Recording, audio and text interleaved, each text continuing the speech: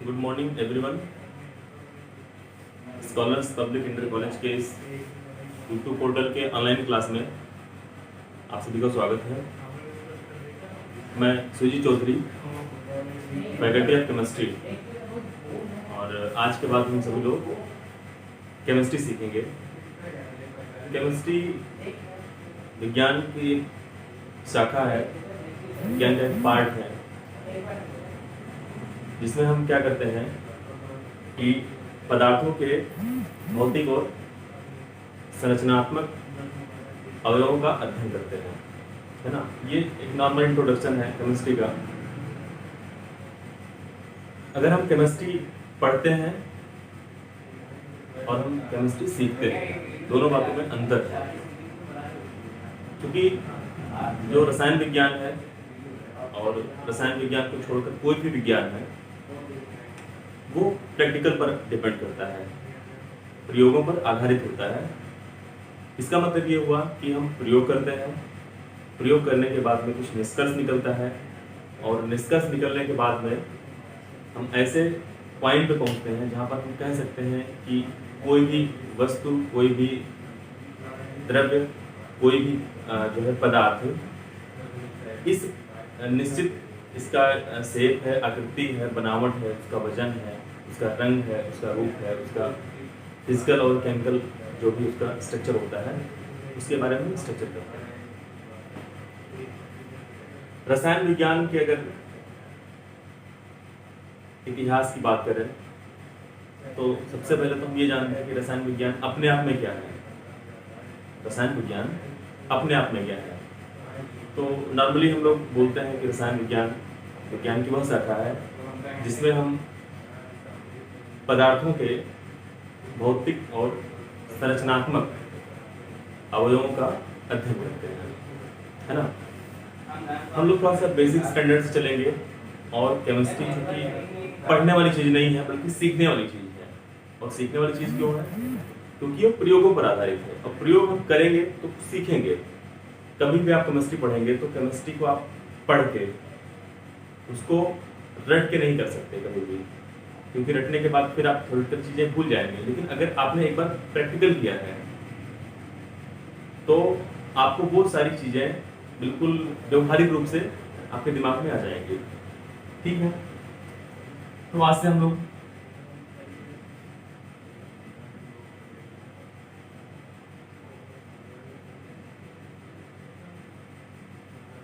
Chemistry सीखेंगे, है ना। केमिस्ट्री पढ़ेंगे नहीं बल्कि केमिस्ट्री सीखेंगे। ये सीखने वाली चीज़ है, सीखने का सब्जेक्ट है।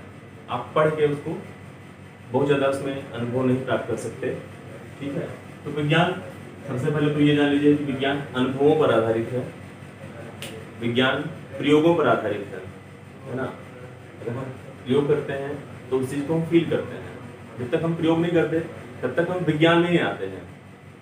चलिए ठीक है, तो केमिस्ट्री के इंट्रोडक्शन में आज हम लोग थोड़ा सा केमिस्ट्री के बारे में जान लेते हैं, उसका क्या चला रहा है। तो अगर हम लोग सबसे पहले शुरुआत करते हैं कि हमारा देश भारत, उसमें रसायन विज्ञान का क्या इतिहास रहा है। तो आप लोग जानते ही हैं कि हमारे ऋषियों मुनियों ने प्राचीन समय में ऐसे बहुत सारे आविष्कार किए हैं, बहुत सारे ऐसे प्रयोग किए हैं, और उनको इतना ज़्यादा ज्ञान था कि उन्होंने आदमी को अगर मरने के स्टेज पर है तो भी उसको जिंदा करने की क्षमता थी। ऐसे उन्होंने प्रयोग किए थे, ऐसे दवाओं का निर्माण किया था। तो क्या है, एक तरह का रसायन ही है। दवाएं क्या है? सारी रसायन है ना।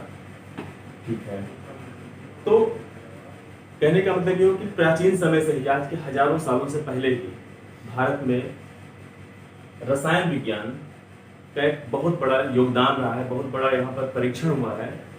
और दुनिया को भारत ने एक रसायन विज्ञान के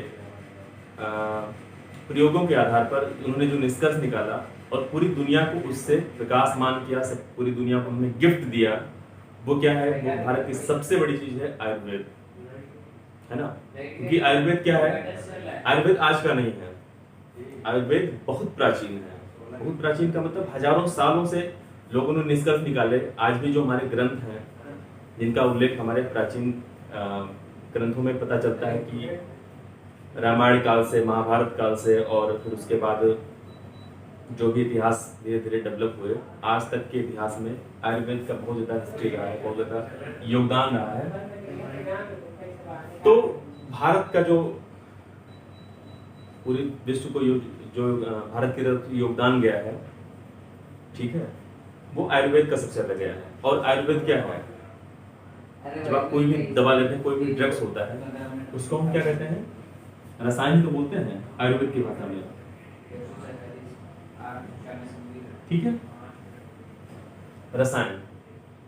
और यही रसायन क्या है? केमिस्ट्री है, ठीक है। तो भारत जो है, भारत ने इस पूरी दुनिया को रसायन से परिचित कराया,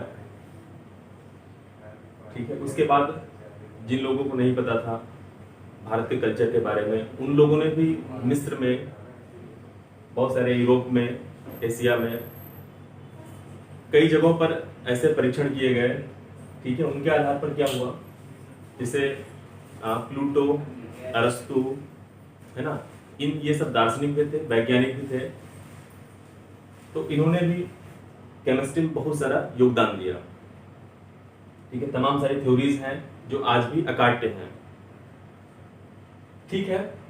तो अब रसायन के बारे में, रसायन शास्त्र के बारे में थोड़ा थोड़ा अनुभव आपको हो गया होगा कि जब भी हम किसी पदार्थ की स्टडी करते हैं, है ना, तो उसमें क्या होता है कि उसके गुणों के बारे में, उसके संगठन क्या होता है, कंस्टिट्यूएंट, जिन चीजों से मिलकर वो बना होता है ना। जैसे बहुत सारी चीजें आप देख रहे हैं, घर बना हुआ है, तो घर सिर्फ दीवारों से थोड़ा बना है, घर बना है ईंटों से।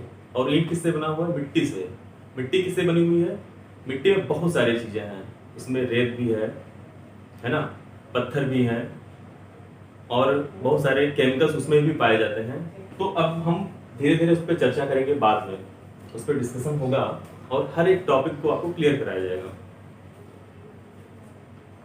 पॉज कर दीजिए। यस। तो हम किसी भी पदार्थ के बारे में सिर्फ उसके भौतिक अवयवों को देख कर ही नहीं पहचान सकते कि उसमें क्या क्या चीजें हैं, बहुत सारे मटेरियल्स उसमें पाए जाते हैं। अब इन्हीं को अध्ययन करने के लिए विज्ञान की पूरी की पूरी शाखा डेवलप कर दी गई, जिसको हम क्या कहते हैं? केमिस्ट्री कहते हैं, ठीक है। तो आप लोग को एक मोटा अंदाजा हो गया होगा, है ना, कि केमिस्ट्री आखिर में होती क्या है।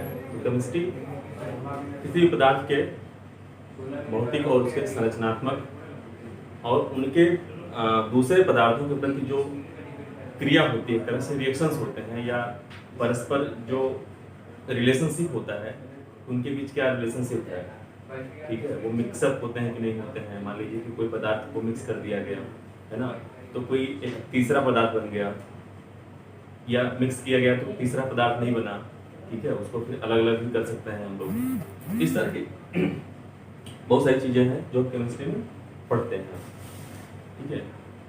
अब इसके बाद बात करते हैं कि जैसे कोई पदार्थ है, तो पदार्थ क्या है, हम बढ़ते चले जाएं तो एक धरती भी एक पदार्थ ही है, पूरी धरती पदार्थ ही है। फिर बात करते हैं पूरा ब्रह्मांड, तो पूरा ब्रह्मांड भी एक तरह का पदार्थ ही है ना। तो केमिस्ट्री तो पूरे ब्रह्मांड का, पूरे ऑल यूनिवर्स को क्या करता है? स्टडी करता है, और सारी चीजें इसमें इंक्लूड होती हैं। जैसे हम बात करते हैं, हम पदार्थ की बात करते हैं, है ना। कोई भी चीज आप अपने माइंड में रिकॉल करिए कि हमने कोई चीज ले लिया, जैसे मान लीजिए एग्जाम्पल के रूप में हमने मार्कर पेन ले लिया, तो ये क्या है? पदार्थ ही है, ठीक है। तो विज्ञान ये कहता है कि पूरे ब्रह्मांड को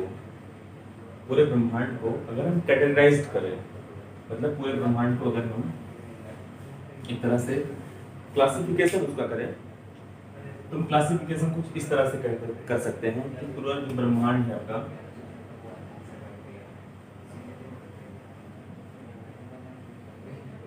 यूनिवर्स, है ना, ये कुल मिला करके सिर्फ और सिर्फ दो कंपोनेंट से मिलकर बना हुआ है।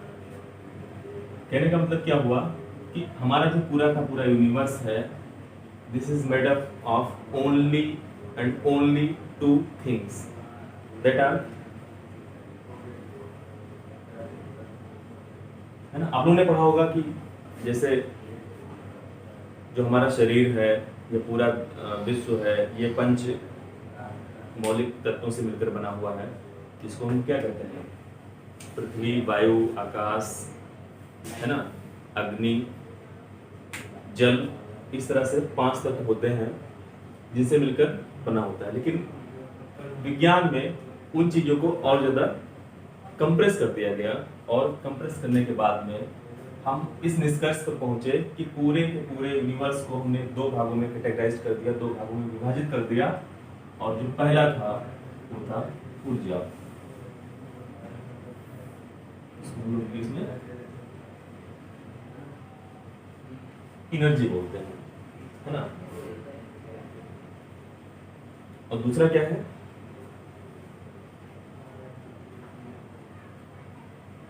द्रव्य, इसको हम लोग बोलते हैं पदार्थ, है ना। क्या बोलते हैं? पदार्थ बोलते हैं, ठीक है। इंग्लिश में मैटर्स। तो आप कोई भी चीज लीजिए, वो कुल मिला करके या तो वो चीज कोई द्रव्य होगा या कोई चीज वो ऊर्जा होगी। इन दोनों चीजों से परे ऐसी कोई चीज नहीं है। हाँ, इसकी अवस्थाएं बदल सकती हैं, ये भी, इनको भी कई तरह से कैटेगराइज कर सकते हैं, इसको भी कई तरह से कैटेगराइज कर सकते हैं। लेकिन अगर ऊर्जा है और पदार्थ है, कोई तीसरा फैक्टर नहीं है हमारे पास, या तो वो इन दोनों का मिक्सअप होगा, है ना।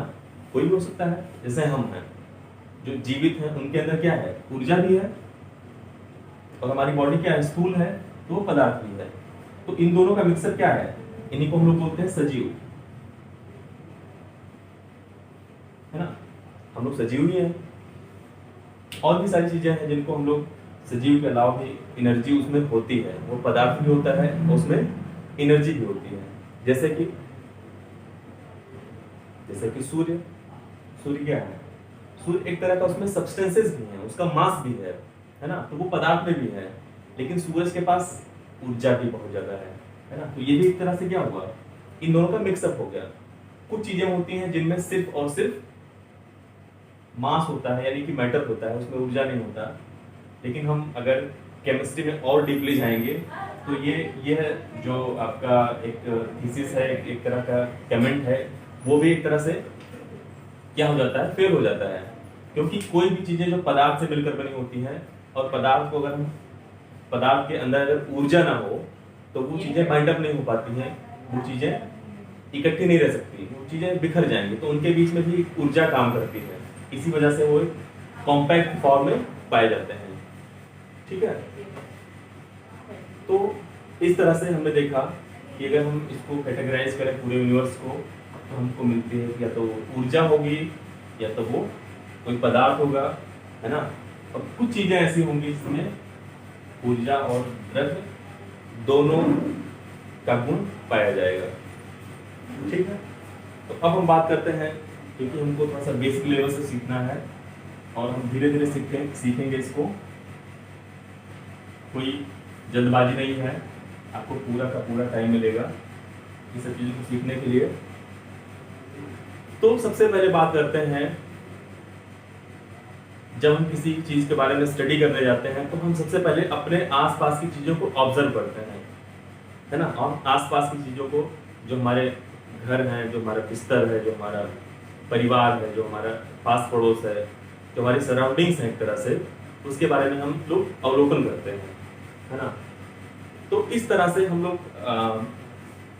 एक ऐसे मुद्दे पर बात करेंगे कि जो हमारी आसपास की चीजें हैं उनको हम लोग ऑब्जर्व करें, ठीक। ऑब्जर्व करने के बाद में आपको क्या पता चलेगा, है ना, कि फैन चल रहा है, ट्यूबलाइट चल रही है, दीवार है, ठीक है, विंडो लगी हुई है, टेबल है, चेयर है, पेन है, बुक्स है, ठीक है, किचन है, उसके बाद घर से बाहर निकलते हैं, सड़कें हैं और पास पड़ोस के लोग हैं, ठीक है, जिसमें क्या होते हैं, सजीव भी शामिल होते हैं और निर्जीव भी शामिल होते हैं। तो एक तरह से अगर हम कुछ चीज़ों को ऑब्जर्व करें तो उन चीज़ों के बारे में स्टडी करने के लिए कि वो किन किन चीज़ों से मिलकर बनी हुई हैं, तो एक तरह से ऊर्जा उनमें होगी और वो कोई ना कोई तत्व होंगे, कोई ना कोई पदार्थ होंगे, है ना। तो सबसे पहले हम लोग अध्ययन करेंगे पदार्थ यानी कि मैटर।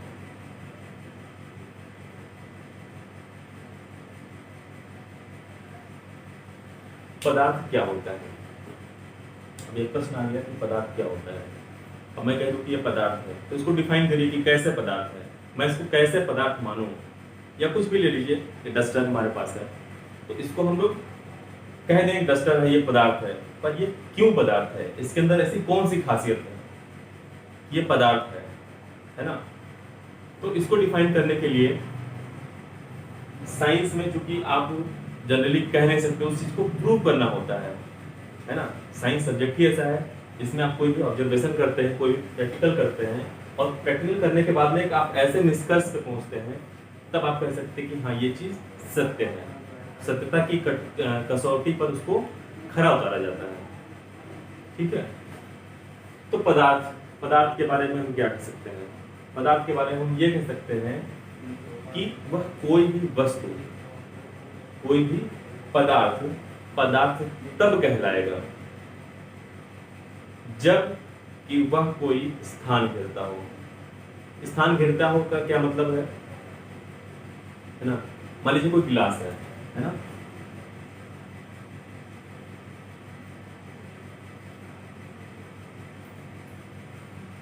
गिलास है, मेरा आर्ट बहुत अच्छा नहीं है पर ये गिलास लग रहा है कि गिलास है, ठीक है। अब हम इसको कह रहे हैं कि ये पदार्थ है, तो ये पदार्थ कैसे है? पहली बात तो ये कि इसका एक निश्चित आकृति है, आकार है ना।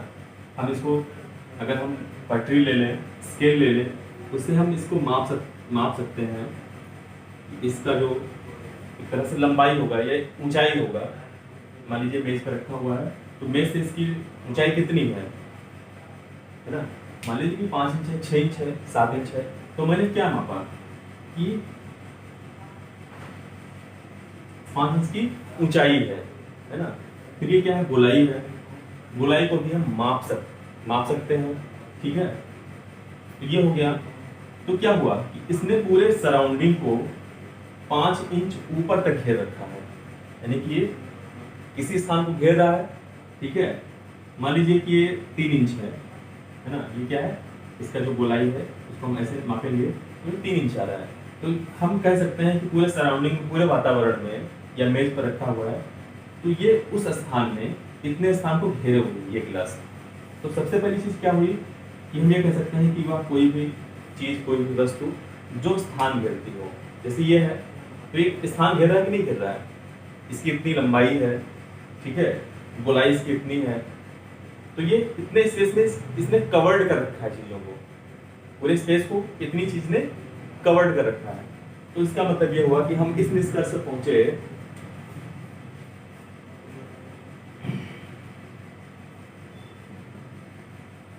पदार्थ। इसके लिए क्या कंडीशन है? पहली कंडीशन तो ये है कि वह कोई स्थान घेरे, ठीक है।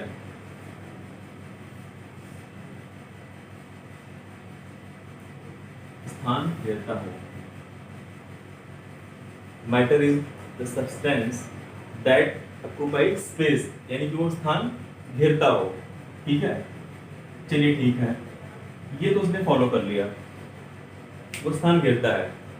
उसके साथ ही साथ अगर वो स्थान घेरता है तो उसके अंदर कोई ना कोई मास होगा, कोई ना कोई वजन होगा, कोई ना कोई द्रव्यमान होगा, है ना।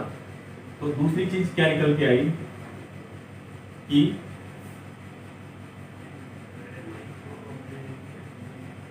उसमें द्रव्यमान हो। तो अब हम कह सकते हैं कि पदार्थ या कोई वस्तु पदार्थ तब कहलाएगी या वस्तु तब कहलाएगी जब वह स्थान घेरता हो, जब वह कोई द्रव्यमान रखता हो। यानी कि मान लीजिए हमारे अभी एग्जांपल के फॉर्म में क्या है, हमारे पास एक मार्कर पेन है। अब हमारे हाथ पर रखा हुआ तो मुझे कुछ वजन महसूस हो रहा है ना, कुछ वजन महसूस हो रहा है। तो हम कह सकते हैं कि इसमें द्रव्यमान भी है ना, कोई द्रव्यमान हमको महसूस हो रहा है।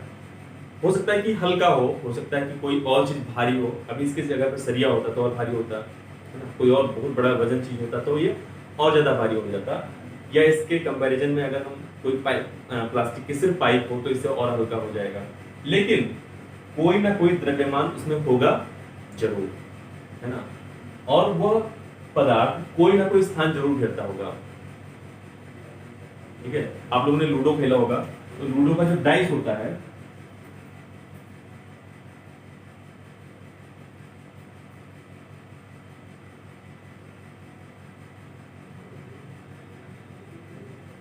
ऐसे तो होता है। तो डाइस क्या है, इसमें तीन चीजें हो गई। पीछे क्या हो गई, इसमें लंबाई होगी। लंबाई का मतलब कितना लंबा है ना।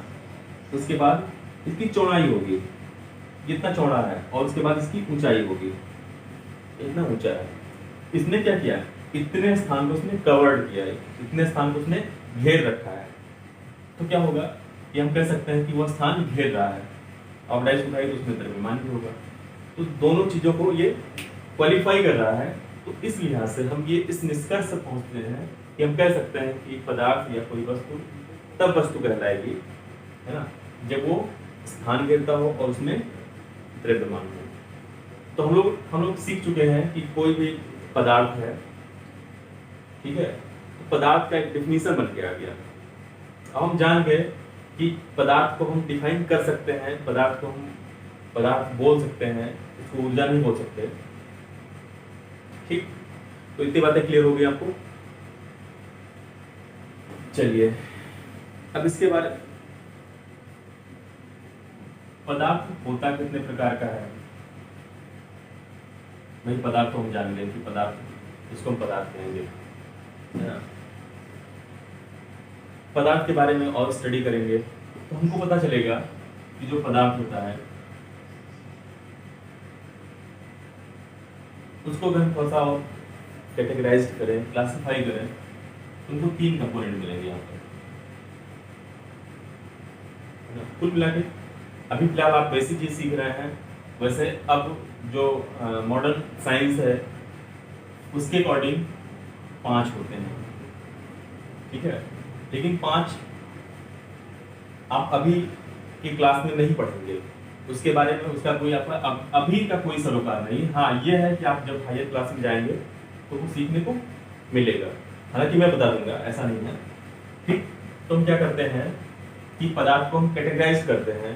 तो कैटेगराइज करने के बाद में हमको एक चीज मिलता है ठोस। वो चीज ठोस होगी। अब इसको भी डिफाइन करेंगे, इसको ठोस क्यों बोलते हैं। ऐसा भी तो होना चाहिए भाई, कोई चीज है तो उसका रीजन है। किसी भी चीज के लिए उसके पीछे रीजन है। हम बोल रहे हैं उसके पीछे कोई रीजन है, आप सीख रहे हैं उसके पीछे भी कोई रीजन है। तो इसके पीछे क्या रीजन है, क्या कारण है कि इसको हम ठोस बोलते हैं। ठीक है, एक द्रव है, ये क्या है, सॉलिड। ये क्या है, लिक्विड। और तीसरी चीज क्या है, गैस है।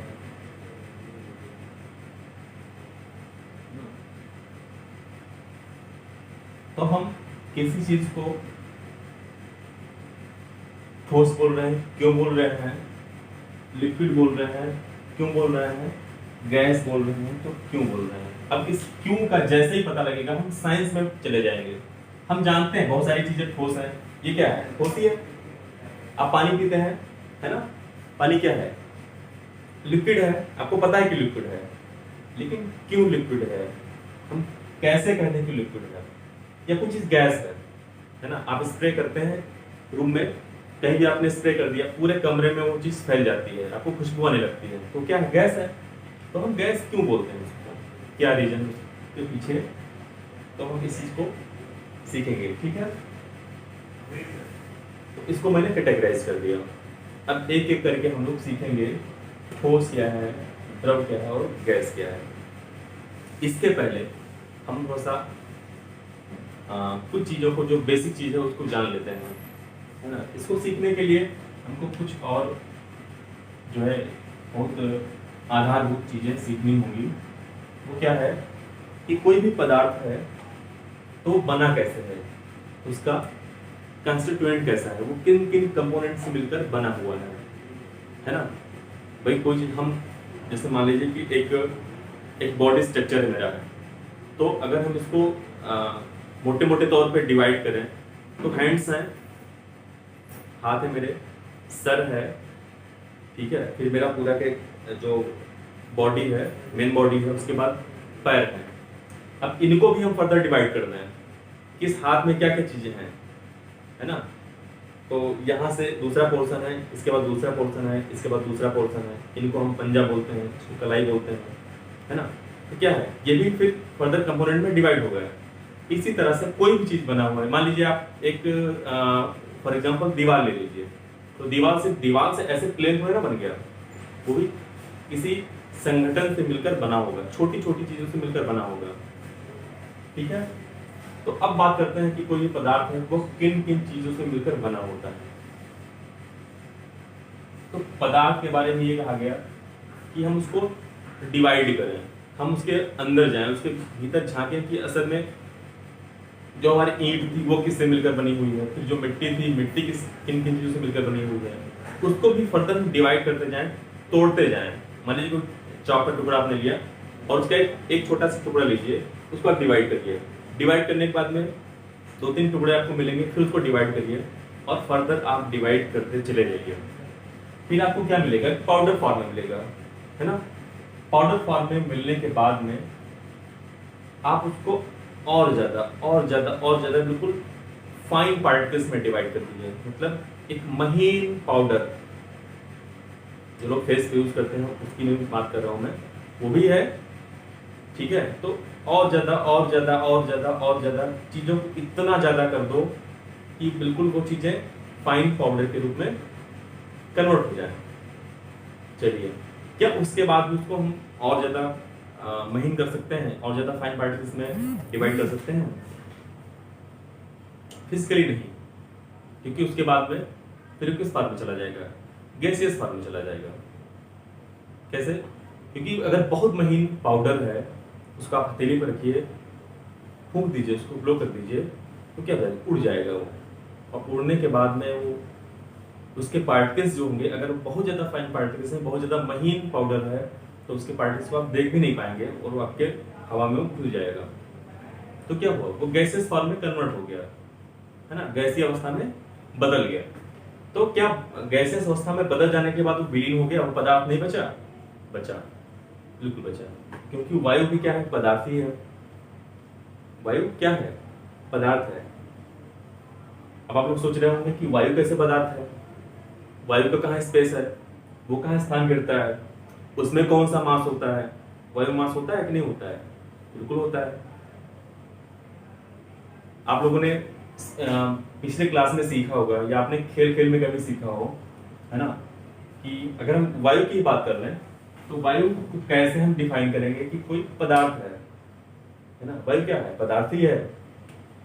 उसके लिए हम लोग एक एक्सपेरिमेंट करते हैं, और वो एक्सपेरिमेंट कुछ नहीं है, वो खेल है, एंजॉयमेंट है। क्या करिए कि आप एक स्केल ले लीजिए, कोई पतली सी रॉड ले लीजिए, ठीक है, उस स्केल को आप 2 गुब्बारे लीजिए, बलून, दोनों गुब्बारों में एक निश्चित हवा भरिए, यानी कि दोनों में बराबर हो, थोड़ा बहुत ज्यादा हो, कम हो तो वो चलेगा, ठीक है। लेकिन क्या करिए कि आप दोनों गुब्बारों को दोनों सिरों पर बांध दीजिए ऐसे,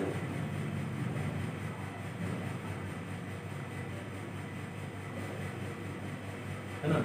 ये गुब्बारे क्या हो गए, बन गए। अब आप क्या करिए, फिर ले लीजिए, धागा ले लीजिए और उसके बिल्कुल मिडिल में इस तरह से बांधिए कि जब आप धागे को लटकाएं, ठीक है, यहाँ पर बांध दीजिए इसको, तो ये दोनों बलून क्या हो, बिल्कुल बराबर हो, जो आपका एक पाइप है, वो पाइप क्या हो बराबर, जिससे आपने तराजू देखा है, ठीक है। तो यहाँ पर पहला कंडीशन फॉलो करेंगे हम लोग। पहला कंडीशन क्या है, आपने क्या सीखा था कि वह कोई पदार्थ है तो क्या करता है, वो स्थान घेरता है, स्थान घेरता है। अब आप बताइए इसके अंदर क्या फील है, इसके अंदर क्या है, हवा ही है, इसके अंदर क्या है, हवा ही है ना।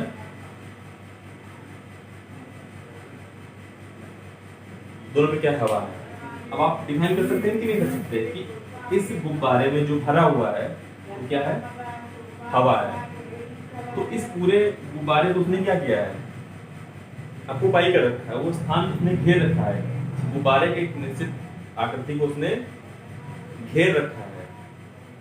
तो हम कह सकते हैं कि पहला जो आपका रीजन था वो फॉलो हो रहा है, पहली कंडीशन फॉलो कर रही है, यानी कि इसका एक निश्चित आकृति है। हम कह सकते हैं कि गुब्बारा हमारा छोटा है कि बड़ा है, उसकी साइज को हम डिफाइन कर सकते हैं, उसके साइज को मेजर कर सकते हैं, नाप सकते हैं। दोनों गुब्बारों के साइज को हम लोग नाप सकते हैं और बता सकते हैं कि ये इसकी लंबाई कितनी है ना, ऊंचाई है, ये जो इसका वॉल्यूम है उसको हम डिफाइन कर सकते हैं, आयतन, ठीक है। अब दूसरी चीज क्या है कि जिसमें द्रव्यमान हो,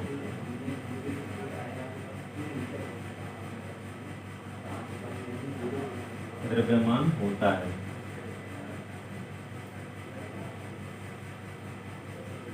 इसको कैसे डिफाइन करेंगे, कुछ नहीं, आप एक पिन लीजिए और पिन लगा दीजिए, क्या हो जाएगा, बूम, है ना, गुब्बारा फट जाएगा।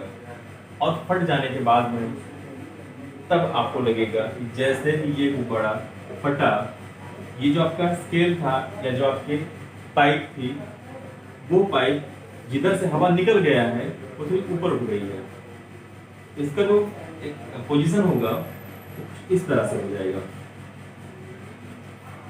कि नहीं हो जाएगा। खुद ही ऑब्जर्व करिए कि यहाँ पे इस गुब्बारे को मैं थोड़ा सा मॉडिफाई कर देता हूँ।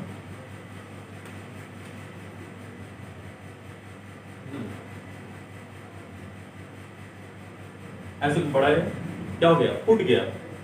अब फूटने के बाद में ये चला गया ऊपर और जिसमें अभी हवा है वो चली जाएगी नीचे। अब आप बताइए कि आप लोगों ने देखा होगा कि जिधर का पल्ला नीचे होता है वो चीज भारी होता है ना।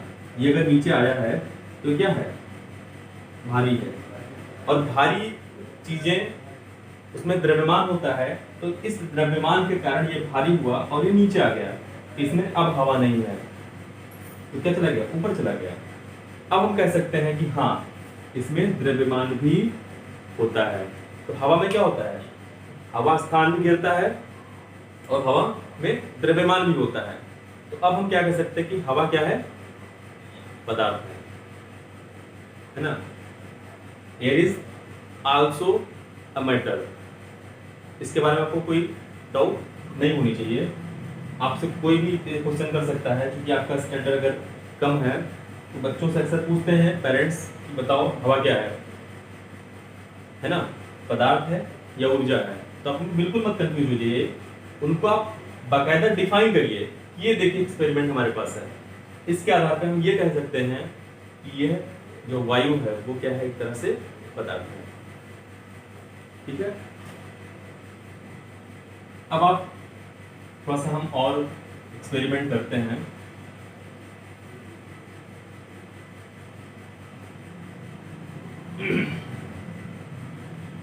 करेंगे क्या, क्या कोई भी चीजें, जैसे मान लीजिए मैं इसको लगा रहा हूं, ऐसे लग गया, आपको एक लाइन दिख रही है, इस लाइन को अगर हम मिटा दें तो ये कहाँ चला गया, खत्म हो गया। लेकिन मेरे हाथ पे इसके पार्टिकल्स चिपक गए, तो जो अभी तक इतना लंबा था वो चीजें बहुत छोटी चीजें हैं। हम कह सकते हैं कि इतनी लंबी लाइन बहुत छोटे से इंक से मिलकर बना हुआ है ना। तो और भी चीजें आप देख लीजिए कि पदार्थ जो होते हैं बहुत ही ज़्यादा छोटे छोटे पार्टिकल से, छोटे छोटे कण से मिलकर बने होते हैं, है ना, जिनको हम लोग, अब अगर हम लोअर क्लास में पढ़ते हैं तो उनको हम पार्टिकल्स बोलते हैं, फिर और हायर क्लास में जाते हैं 9th-10th स्टैंडर्ड में तो उनको हम लोग बोलते हैं एटम्स एंड मॉलिक्यूल्स, अणु और परमाणु। ठीक है, तो क्या हुआ कि कोई भी चीज है आप उसको फर्दर कट करते जाइए, फिर उसको कट करते जाइए, फिर उसको कट करते जाइए, फिर जो आपको सबसे छोटे से छोटा जो एक कंस्टिट्यूएंट मिलेगा, कंपोनेंट मिलेगा, है ना, वो क्या कहलाता है, कण कहलाता है। और मैं आपको बता दूं कि जो विजिबल कण होते हैं, जिनको हम देख सकते हैं, वो भी करोड़ों पार्टिकल से मिलकर बने होते हैं, जिनको हम अपनी नंगी आंखों से नहीं देख सकते। उनको भी अगर फर्दर हम डिवाइड करें, एक छोटे से कण को, एक बालू के छोटे से, रेत के छोटे से कण को और ज्यादा डिवाइड करें, और ज्यादा डिवाइड करें, और ज्यादा डिवाइड करें, तो क्या होगा कि वो बहुत ही छोटे पार्टिकल में डिवाइड हो जाएगा, जिसको हम लोग अमूमन पार्टिकल बोलते हैं। अगर हम और ज्यादा उसके डीपली जाएं तो वो मॉलिक्यूल से मिलकर बना होता है। मॉलिक्यूल को भी अगर और ज्यादा कम करें तो एटम से मिलकर बना होता है ना। हालांकि एटम ही किसी चीज से मिलकर बना होता है जिसको हम लोग फंडामेंटल पार्टिकल्स बोलते हैं, प्रोटॉन, इलेक्ट्रॉन एंड न्यूट्रॉन। तो प्रोटॉन, इलेक्ट्रॉन और न्यूट्रॉन के बाद फिर आपका कोई फंडामेंटल पार्टिकल नहीं होता है। तो हम ये कह सकते हैं कि जो पदार्थ होता है आपका, है ना, वह बहुत छोटे छोटे कणों से मिलकर बना होता है। ठीक है, अब इन छोटे छोटे कणों को हम लोग और ज्यादा स्टडी करेंगे, लेकिन उसके लिए हमको अगले क्लास में जाना होगा। ठीक है, तो इसके बाद मिलते हैं अगले क्लास में। Thank you.